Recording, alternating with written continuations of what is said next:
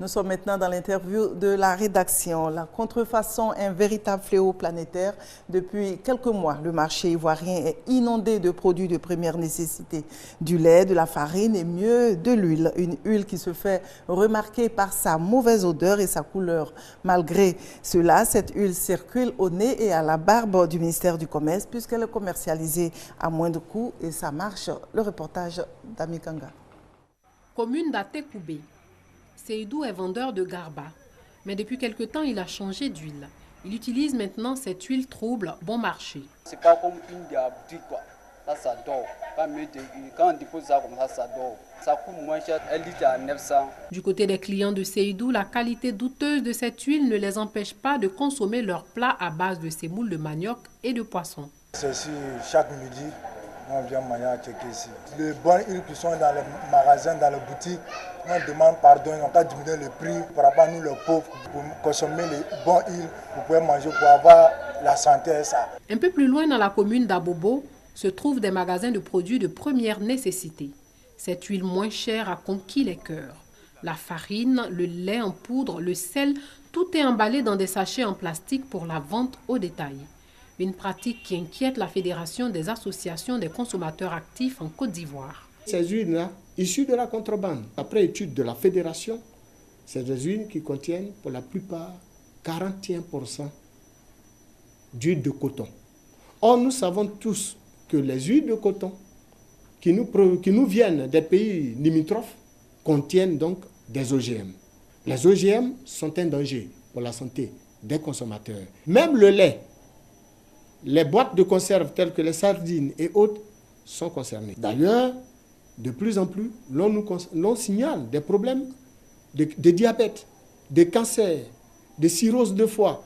Mais tout cela est dû à tous ces produits que nous consommons. C'est inacceptable. Il faut donc que l'État se réveille. À commencer d'abord par la direction de la répression des fraudes du ministère du Commerce. Ensuite viennent les services de douane. Si la présence d'huile de grains de coton à base d'OGM est avérée, la santé des Ivoiriens serait menacée. Depuis des années, nous savons que la graine de coton contient une substance toxique appelée le gossypol. C'est pour cela que depuis longtemps, la graine de coton a été destinée uniquement à l'alimentation animale. Les recherches ont montré par exemple que l'utilisation du gossypol et de la graine de coton dans l'alimentation animale entraînait un retard de croissance, entraînait aussi des pathologies au niveau du foie. Interrogé, le ministère du Commerce ne nie pas la présence de ces produits de mauvaise qualité sur les marchés. Des bouteilles d'huile ne répondant pas aux normes ont même été saisies. À Bobo, à Gamé, à Koumassi, à Vridi. Nous sommes conscients de ce qu'il y a de l'huile qui ne sont pas conformes à nos réglementations. Mais quand vous sortez du marché, que vous prenez les produits, quand vous sortez, vous rentrez chez vous, les opérateurs qui sont malins, ils peuvent réapprovisionner le marché. Nous avons deux numéros verts que le ministre a bien voulu mettre à la disposition des consommateurs ivoiriens pour que les opérateurs puissent nous aviser. Le danger est donc réel. Le ministère du Commerce s'attelle à retirer du marché ces produits bizarres. Mais sera-t-il possible de lutter efficacement contre ce trafic dangereux qui ressemble de plus en plus à un serpent à plusieurs têtes? Pour parler de ce problème de contrefaçon sur nos marchés, nous recevons le directeur des affaires juridiques et du contentieux au ministère du Commerce. Bonsoir, monsieur Angama Ado Olivier. Bonsoir, Adi. Vous avez suivi comme moi ce reportage. Quel commentaire faites-vous? Oui, permettez-moi avant toute chose, n'est-ce pas, de vous adresser les salutations de monsieur Jean-Luc Bion, ministre du Commerce, de l'artisanat et de la promotion des PME. Effectivement, vous savez que notre pays sort d'une crise et surtout au niveau de nos différentes frontières, on a eu beaucoup de difficultés. Vous avez des produits qui entrent par des portes dérobées et qui finalement constituent pour nous un réel danger sur le marché national. Face à une telle situation, que faire? Je pense que tout à l'heure, notre collègue du ministère du Commerce est revenu sur les différentes actions qui ont été menées, qui consistent pour nous à faire en sorte qu'on soit régulièrement sur le marché pour retirer tous les produits pour lesquels on pense qu'ils ne sont pas conformes à la réglementation. Monsieur Angama, on se dirait quand même que bon, la guerre a le dos large, hein, mais quand même nous avons des frontières, nous avons des douaniers. Comment est-ce que ces produits-là arrivent, dépassent nos frontières avec les douaniers qui sont là et puis maintenant ils viennent sur le marché?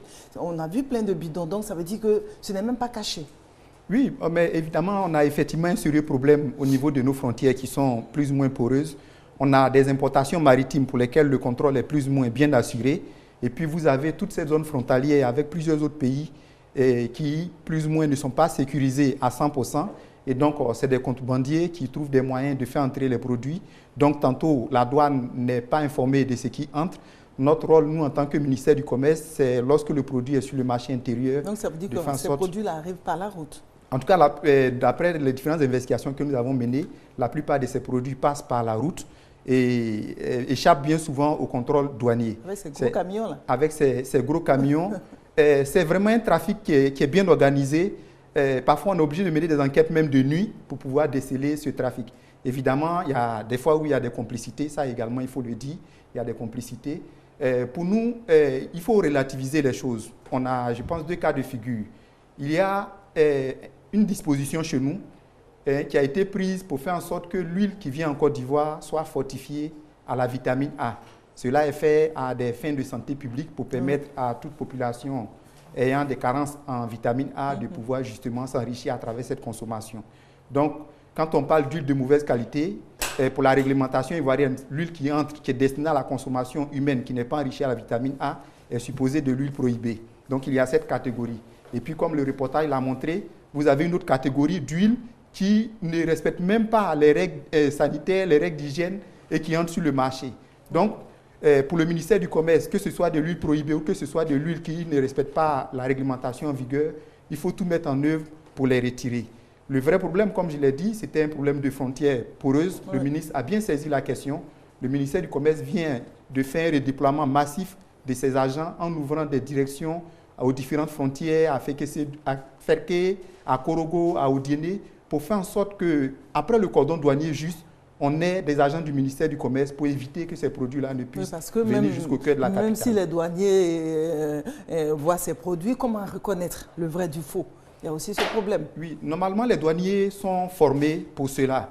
Ils sont formés pour cela. Et généralement, vous l'avez vu tout à l'heure dans le reportage, de par l'emballage, le préemballé ou l'étiquetage d'un produit, pour ceux qui sont formés, déjà, on a ce qu'on appelle des soupçons, des doutes.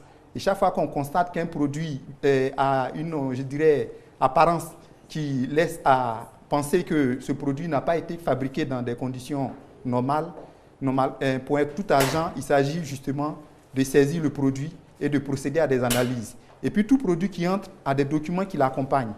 Donc il s'agit pour nous également de voir est-ce que les documents d'accompagnement du produit sont de bons documents ou est-ce des documents falsifiés.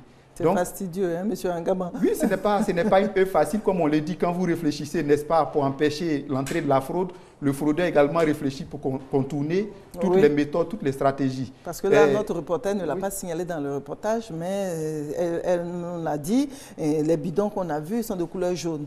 Et ce qu'on a l'habitude de voir ici sont de couleur verte. Mais maintenant, ils arrivent à laisser le bidon jaune, ça veut dire le contenu du bidon jaune, on le met dans le bidon vert et puis... Bon. Oui, vous touchez du doigt vraiment le vrai problème qu'on a, qui est que dès qu'ils ont su que de manière systématique, on retirait ces bidons qui avaient cette couleur suspecte, ils ont trouvé, n'est-ce pas, la solution en transvasant dans les bidons connus ici. Donc, il s'agit pour nos agents, chaque fois qu'ils trouvent l'huile, que ce soit dans des bidons de couleur jaune ou non, de faire des prélèvements, de s'adresser à un laboratoire et puis par la suite, de pouvoir retirer cette huile du marché. Mais en tout état de cause, ce qui est important, c'est la collaboration de la population. On a suivi le reportage, c'est là qu'il y a un problème. Celui qui apparemment sait qu'un produit a des difficultés, un produit ne prend pas toutes les caractéristiques nécessaires pour sa consommation et qui accepte de le consommer. Ça sent très mauvais. Ça sent très mauvais, vous savez que ça sent mauvais, vous consommez. Ce n'est pas ce qu'on attend de la population. On attend de la population qu'elle puisse, n'est-ce pas, saisir le ministère du Commerce pour dire à tel endroit X d'Abobo, on a des produits qui vraiment sont de qualité douteuse, et on vous demande de venir intervenir. C'est cette collaboration qui va nous permettre d'estiper du marché ce genre de produits. Il va falloir aussi arriver dans les marchés, ne rester pas seulement aux frontières, parce que la majorité de la population ivoirienne est quand même analphabète. Donc acheter quelque chose à moins de coût, bon, on est vraiment content. Donc, et puis on s'est dit, bon, si c'est arrivé jusqu'au marché, c'est que bon, c'est un bon produit. Donc c'est difficile. Oui, c'est difficile. Nous sommes dans les marchés, nous sommes, je ne vous le dis pas, ce commerce-là prospère beaucoup plus dans les quartiers précaires. Vous avez dû le constater également dans votre reportage. Donc nous sommes obligés d'avoir ce qu'on appelle des indicateurs dans ces quartiers qui nous informent, puisque le produit arrive généralement la nuit. Ils ont un système de distribution qui est très efficace, qui fait que avant, je dirais, 6 heures du matin, le produit est écoulé. Donc il faut vraiment de fins limiers pour pouvoir le percevoir et puis intervenir. Donc pour nous, c'est la population qui peut nous aider à être efficace sur ce sujet. Et comment est-ce que cette population peut signaler les produits contrefaits? Oui, on l'a souligné tout à l'heure, le ministère du Commerce. Le téléphone. Voilà, le téléphone est là. On a dans toutes les directions, dans toutes les régions du pays, on a une représentation. Donc on a des agents qui sont là, qui sont formés pour pouvoir intervenir. Ce qu'on demande, c'est chaque fois qu'il y a vraiment des suspicions sur un produit donné, que la population puisse rapidement saisir le ministère du Commerce pour qu'on puisse intervenir. Vous avez du boulot, hein? Oui, la tâche est immense, mais je pense qu'on peut la réussir avec l'aide de l'ensemble de la population, n'est-ce pas, qui doit comprendre qu'il ne faut pas encourager les fraudeurs à tuer notre industrie, il ne faut pas encourager les fraudeurs, n'est-ce pas, à tuer notre population. Il faut dénoncer de telles pratiques pour que l'administration puisse assurer efficacement la protection des populations. Je suis sûr que cette population qui nous écoute dirait, on ne va pas faire le travail à votre place. Donc c'est à vous déjà aussi, ministère du Commerce, de prendre les devants pour ne même pas que ces produits-là commencent même à inonder nos marchés. Oui, tout à fait, c'est ce qui est fait. Et progressivement, chaque fois, le gouvernement est obligé aussi bien du point de vue de la réglementation, de voir comment faire en sorte qu'on puisse éviter cela. La vraie difficulté, c'est que l'importation de l'huile n'est pas interdite en Côte d'Ivoire. Et ça, il faut le souligner. L'importation est libre. Mais il se trouve qu'au-delà de l'importation, il y a des produits qui ne respectent pas nos normes qui entrent. Donc, pour faire sortir ces produits, nous sommes sur le terrain, nous investiguons, mais nous ne pouvons réussir cette tâche, comme je le souligne, sans l'aide de la population. Bon, si on parle toujours de cette huile-là, on va dire que bon, on a su que bon, elle est de qualité douteuse parce que bon, ça sent mauvais. Mais il pouvait arriver que cette huile arrive et qu'elle n'ait pas d'odeur. Et tout, comment savoir que bon, le produit n'est pas bon? Donc, je pense que, M. Angama, ça pose même le problème aussi au sein de notre pays. Comment faire en sorte que les produits qui quittent de l'extérieur et qui arrivent chez nous, là, comment savoir que ces produits-là sont de bonne qualité? Oui, tout à l'heure, j'avais abordé un aspect réglementaire et qui est-ce qu'on les contrôle même avant? On a en Côte d'Ivoire ce qu'on appelle Codinum, qui est en train de faire du travail excellent là-dessus et qui va consister pour ce genre de produits, chaque fois qu'il doit pouvoir entrer, à mettre un label qualité qui permet de s'assurer que le produit a fait l'objet de l'ensemble des contrôles avant de rentrer sur le marché ivoirien. Donc, c'est la solution qui a été trouvée au niveau du gouvernement.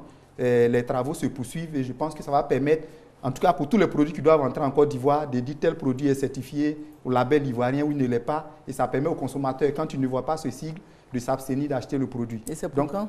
Je pense que les travaux avancent. Évidemment, ça nécessite un financement important. Et je pense que lorsque vous allez recevoir, n'est-ce pas, nos collègues de Codinum, ils pourront nous en dire plus. Mais je sais que les choses avancent à ce niveau. C'est de faire en sorte qu'au niveau des normes, au niveau de la certification, on ait un label ivoirien, comme dans les pays développés, qui nous permet de dire que tel produit vraiment respecte les normes en Côte d'Ivoire et que le consommateur, effectivement, peut s'approprier ce produit. Tâche pas facile. Dans le reportage, on a entendu M. Marius Komoré, président aussi d'une association de consommateurs, indexer un peu la direction de la répression et des fraudes. Qu'est-ce qu'elle fait réellement, cette direction? Quelles sont ses missions? Oui, la direction, comme son nom l'indique, n'est-ce pas, est chargée de réprimer toutes les fraudes. Et les fraudes, elles sont variées, elles concernent toutes sortes de produits. Et la direction se déploie régulièrement, que ce soit dans les unités industrielles ou que ce soit vraiment dans le petit commerce. La direction est présente. Elle a assez d'hommes et de femmes? Malheureusement, je dirais non. Par rapport à l'ampleur de la tâche, je ne pense pas qu'elle soit suffisamment équipée en ressources humaines. Le gouvernement a fait des efforts ces dernières années, mais ça ne permet pas de couvrir totalement l'étendue du territoire. Et donc, on espère que les choses vont s'améliorer. Mais c'est un travail qui est fait quotidiennement, des produits qui sont retirés d'importantes valeurs, qui sont détruits par la suite. Donc, il y a un travail qui est fait. Mais évidemment, pour la population, ce travail est insuffisant. Nous en sommes conscients et nous réfléchissons à comment faire en sorte qu'on puisse être beaucoup plus présent et qu'on puisse répondre aux attentes de la population. Hormis la contrefaçon, il y a aussi la spéculation de nombreux produits. Et là, il y a des moments bien choisis. Dans quelques semaines, je dirais, il y a le Ramadan. C'est l'occasion ou jamais, en tout cas, de faire monter les enchères. Qu'est-ce que vous avez prévu? Tout à fait, c'est une question fondamentale. On le sait depuis les années 91. La Côte d'Ivoire a opté pour le libéralisme économique. Et donc, les prix sont librement déterminés par les acteurs du marché. Nous, notre rôle, c'est d'intervenir lorsqu'on constate effectivement qu'il y a des situations inflationnistes importantes. Et c'est ce qu'on fait généralement dans des périodes assez importantes. Vous parlez par exemple de la période du Ramadan. Déjà, nos services sont aux aguets. On a rencontré la plupart des acteurs, ceux du sucre, ceux du lait, donc les produits qui sont utilisés